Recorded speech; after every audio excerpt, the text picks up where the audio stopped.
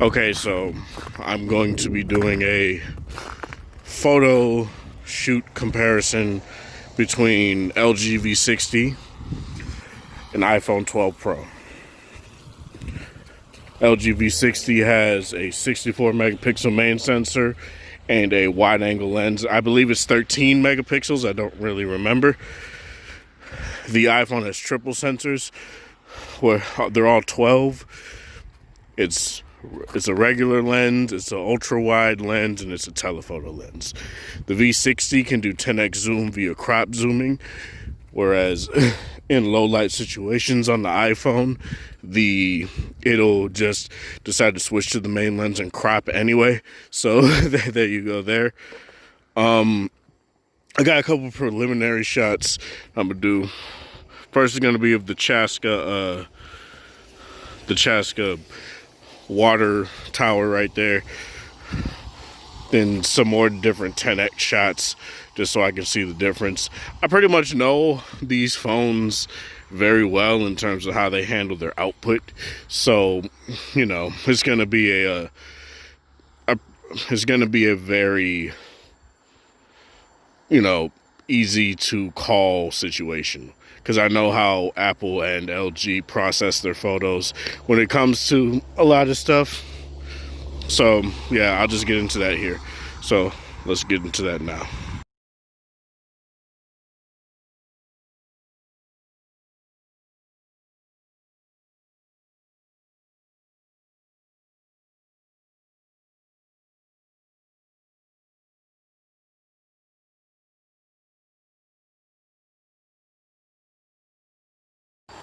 All right, now when I did take the pictures, I did do them to 10x like I said.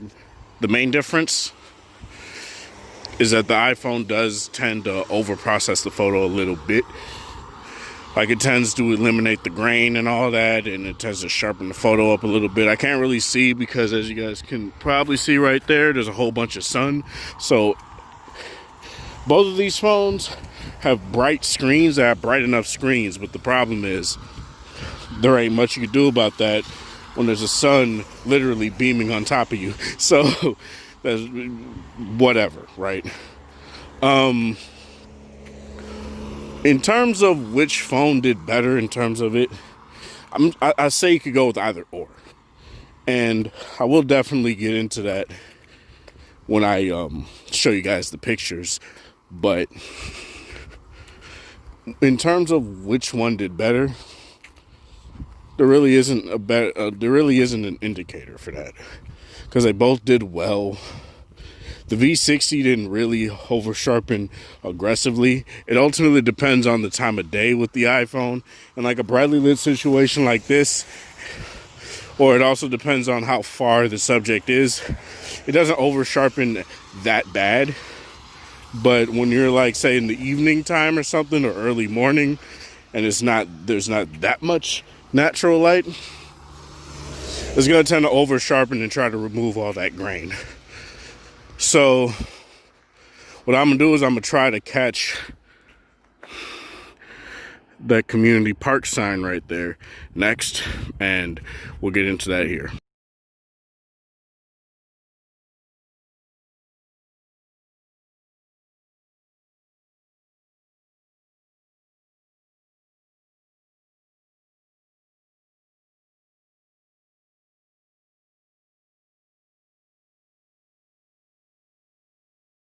Okay, so these last couple photos I've taken, again, it was of that park sign, and it was of this sign here, this Victoria Way sign. The iPhone over sharpens like hell. Like, it just does. And it's not to the point where it's giving you just enough sharpening to where, okay, you're just getting more detail that was lost from the image, right? It's sharpening to the point where it just looks like hot ass. And it's really weird because, and this is something I'm like, okay, yes, it has a separate 12 megapixel telephoto lens, right? Compared to the 64 megapixel just main sensor that the V60 is using to get that stuff, right? But the difference is,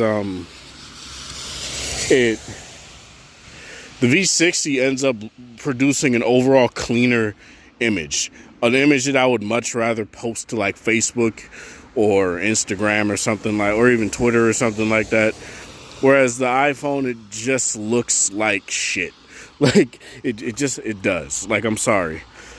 Like all these snobs out here, like, oh, these tech nerds that sit here and say, oh, it doesn't have a third telephoto lens. It clearly doesn't need it. Especially in terms of like what Samsung is doing with the S20 FE I'm using right now to record this, right? Where it combines the images from multiple sensors so that it can give you a clearer image, right? To me, that's better than what Apple is doing with just a sole telephoto lens, and it makes the picture look like ass when it decides to over sharpen. So I'll show you guys that when it gets to it, but you know, let me get a couple more photos here.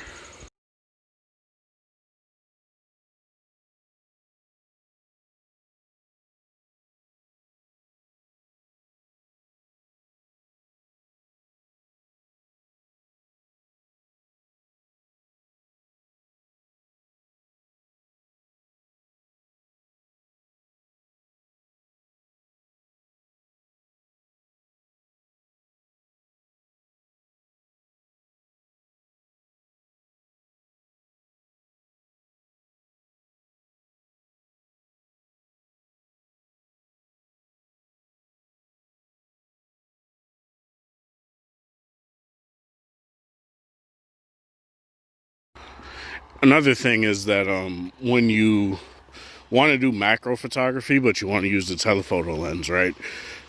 The difference that the telephoto lens on the iPhone is that I think it's f2.4 or f2.2, and the main sensor on the V60 is a 64 megapixel f1.8.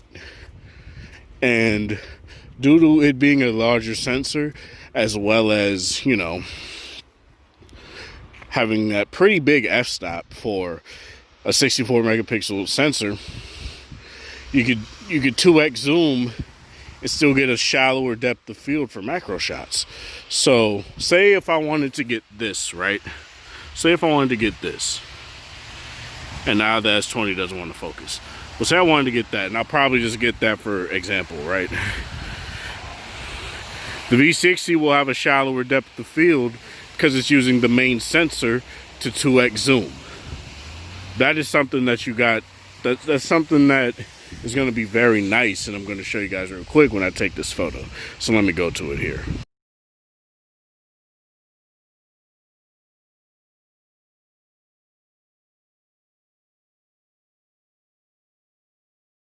Before anyone tries to say that I'm just shitting on the iPhone, just to shit on it,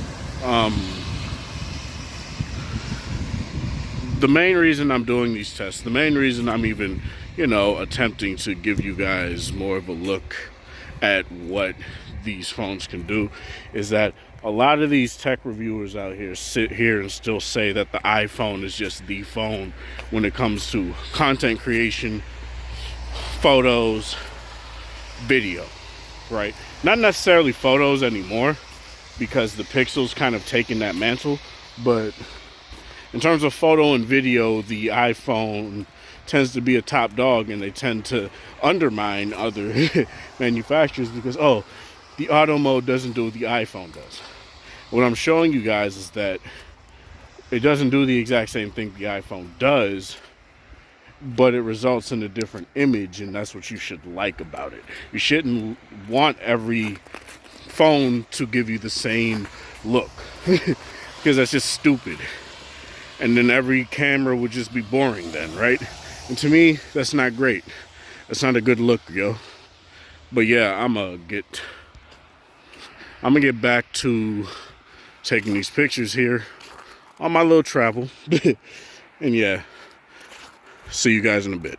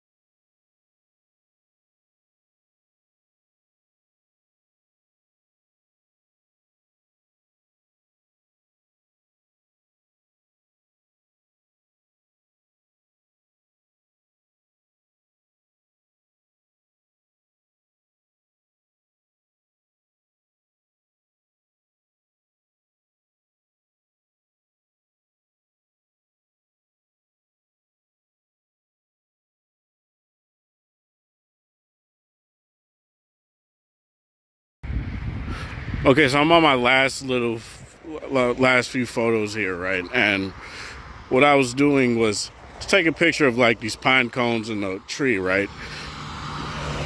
And the iPhone changed lenses while I was trying to take the picture.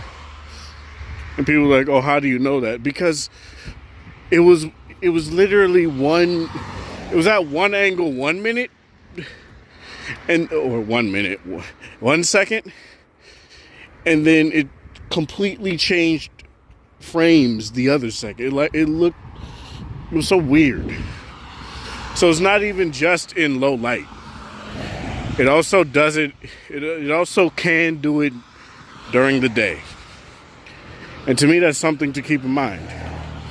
Is that the telephoto lens, while cool, is kind of unreliable.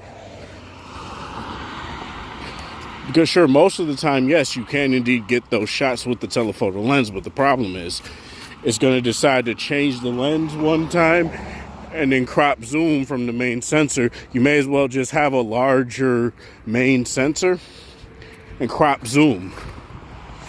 Which is why I feel for like telephoto type photos, the V60 is definitely the better option there, because you ain't got to worry about that. You don't have to worry about the V60 over sharpening the photo. It doesn't do that. You don't have to worry about it changing camera sensors from the telephoto to the main sensor. It won't do that. Like, here's the thing. If it did that and I wasn't able to tell, I wouldn't really give a fuck. I wouldn't care.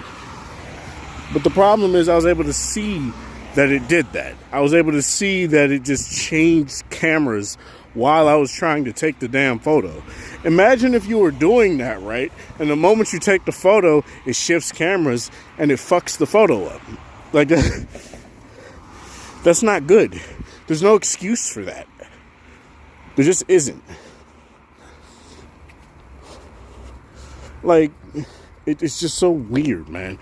But let me get these last few photos, because if I can get to this other part of where I typically get some like more bokeh shots, I'll go get it. But if I can't, then I'm gonna get these last couple.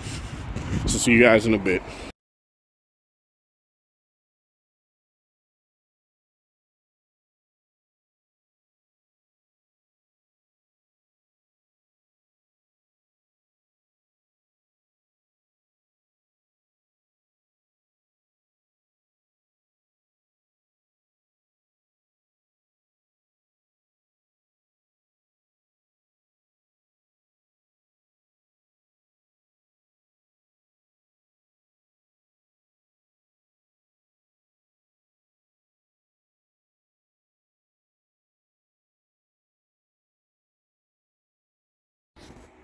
All right, so I'm getting these last couple shots here, and let me show you the shot one of the shots that I was getting with both these phones here. So there's a couple like berries over here on top of this tree. Well, not on top, on the branches of this tree. So just like the iPhone, the S20 is not trying to focus on the berries, but I did get this, and now the S20 is not focusing on this. I don't know what happened, but yeah, but on both the iPhone and on S20 now, it's not letting me focus on those leaves and those berries very well. Whereas on the V60, it was having trouble, maintaining focus. But at least in the auto mode, what you can do on the V60 is that you can still manual focus. Now the problem is, oh no, it's starting to snow, it looks like. Or maybe it's just coming off the trees. The difference is that you don't get focus peaking in auto mode when you're doing when you're manually focusing. But you obviously can still discern the difference there, right? But yeah, I'm gonna take a shot of this here too. just so I can, get it for the books, I guess, just so I can give you guys one more photo that isn't just a whole bunch of macro shots, just so I can get maximum bokeh. But yeah, let me do that real quick.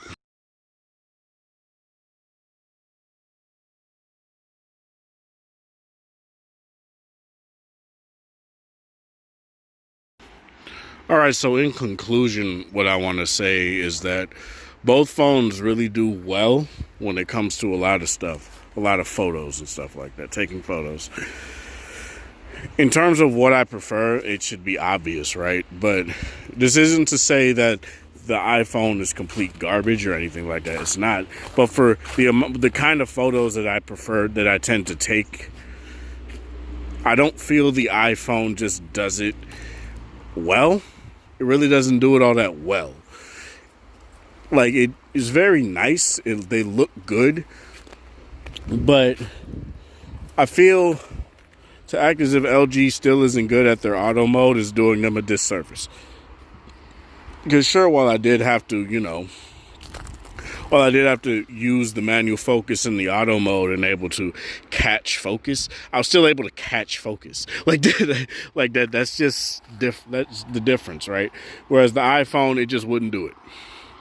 It wouldn't do it at all. And that's just something that's very emblematic of what I'm trying to say here, is that yes, the iPhone is a perfectly good auto shooter, but the issue that I have